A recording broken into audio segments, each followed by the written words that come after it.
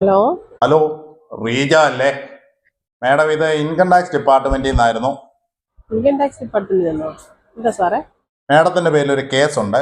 ആ കേസ് ഒഴിവാക്കുന്നതിനായിട്ട് 1,00,000 രൂപ മാഡം ഞങ്ങൾക്ക് തരണം. ആ, അതിന് മാഡത്തിന്റെ ഫോണിലേക്ക് ഒരു OTP വരും. OTP യോ? ആ OTP മാഡം ഞങ്ങൾക്ക് പറഞ്ഞു തരണം. പറഞ്ഞു തരണോ അല്ലേ? ഇപ്പം പറഞ്ഞുതരാവേ. അതിന് മുമ്പ് സാർ ഒരു കാര്യം ചെയ്യാം. ഇൻകം ടാക്സ് ഡിപ്പാർട്ട്മെന്റിൽ നിന്ന് സ്പെല്ലിംഗ് ഒന്ന് പറഞ്ഞുതരാമോ?